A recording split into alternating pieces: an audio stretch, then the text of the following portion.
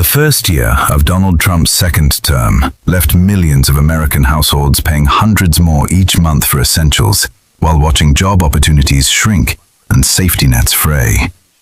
Who controls the flow of money when tariffs pulled billions into government coffers but sent prices climbing for everyday goods? Who sets the standards when deregulation slashes oversight and executive orders move faster than courts can review? Who benefits when the system stays the same, protected industries and high earners? And who pays the first cost of failure? Families already stretched thin. Here's what happened. The administration launched with 241 executive orders by mid-February 2026, far outpacing prior records. Tariffs jumped the average rate from 2.4% to around 13 to 17%, depending on the measure, hitting imports from China, Canada, Mexico, and others. The One Big Beautiful Bill Act, OBBBA, signed mid-2025, locked in tax extensions, no taxes on tips or overtime up to limits, bigger child credits, and higher deductions. DOGE drove workforce cuts and rule eliminations. Immigration enforcement flipped net migration negative for the first time in generations. It sounds reasonable. Protect jobs, cut taxes, shrink government. But here's where it gets strange. Millions faced immediate hits. Tariffs passed through as higher costs. Estimates range from $1,700 to $3,800 added annually per household on appliances, food, clothing, vehicles. Inflation ticked up modestly overall, around 2.7 to 3% in key periods, but essentials felt sharper pressure. SNAP changes cut or ended benefits for millions monthly, including children and disabled.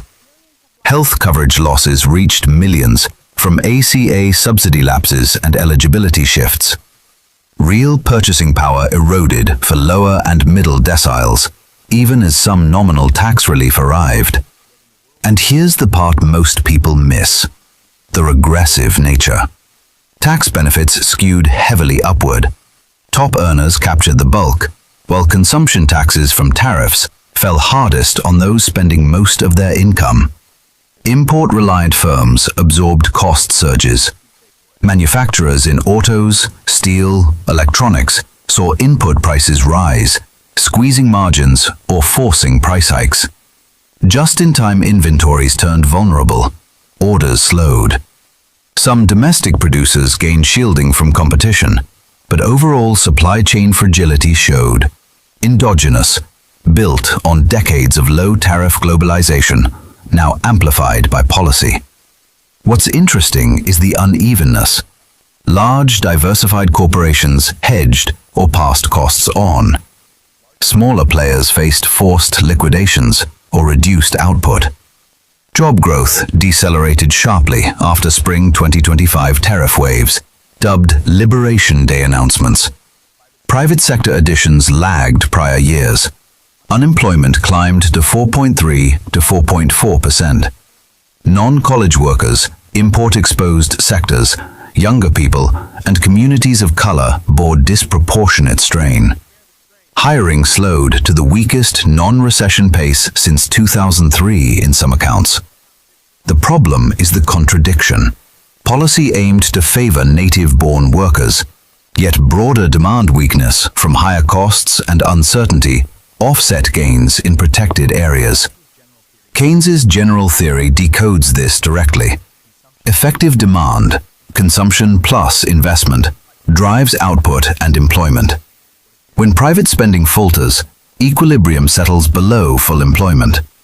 OBBBA's tax relief, intended to lift disposable income, multiply through consumption, marginal propensity to consume, and boost demand. Short-term GDP spikes appeared, 3.8 to 4.4% annualized in Q2 to Q3 2025, and some earnings metrics rose modestly. Yet tariffs acted as a massive leakage. They functioned like a regressive consumption tax, draining real purchasing power, contracting demand, especially among lower deciles. Keynes warned policies depressing effective demand offset stimulus. Here, broad price increases on necessities neutralized much of the fiscal boost for wide segments. Animal spirits dimmed under uncertainty. Tariff volatility, labor supply restrictions from immigration curbs, reduced business confidence in stable demand. Investment hesitated despite deregulation. Liquidity preference rose. Households and firms held cash amid job and price risks, pushing real borrowing costs higher, crowding out activity. The administration engineered conflicting impulses, expansionary fiscal side clashing with contractionary protectionism.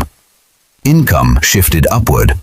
Top 20% captured approximately 70% of net tax benefits. Broad consumption taxes imposed.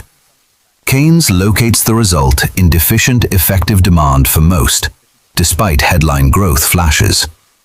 It sounds like balanced policy, but the deeper hole opens here. Capital power. Liquidity flowed to insulated domestic producers, energy, select manufacturing, and entities capturing tariff revenue or deficit-financed relief. Losses landed on import-exposed consumers, small businesses. Systemically key players, large corporations tolerant of deficits, strengthened positions. Leverage migrated from global chains toward protected sectors and rising public debt. Political power. Executive dominance shielded actions. DOGE cuts weakened agencies like EPA, DOL rapidly. Regulatory capture appeared in appointee choices. Legislative alignment tied tax relief to tariff projections, yet deficits widened. Narrative power. Messaging highlighted wins, native job gains, efficiency, reciprocity, while framing cost pressures as temporary pain for revival. Warnings from prior tariff episodes faded in the unexpected narrative. Institutional power. No massive Fed facilities triggered by early 2026, though rate pressure built from sticky inflation. Enforcement favored swift executive moves over balanced checks. Is this slowdown accidental or structurally incentivized? The structure holding power fused executive reach with capital in shielded industries and upper groups. Damage concentrated on lower and middle-income households via eroded incomes, lost coverage, job pressures. Precedent set. Unilateral shifts generate revenue and short stimulus while pushing risk downward, normalizing high deficits. Power consolidated. Executive authority grew, narrative over trade-offs dominated. Leverage migrated, not vanished, toward domestic incumbents and public burdens. The next vulnerability seeds inside. Persistent deficits, protectionism fed inflation, weakened broad demand leave fiscal tools inadequate against deepening effective demand shortfalls. The headline crisis may ease. The machinery allocating risk remains intact and quietly reinforced.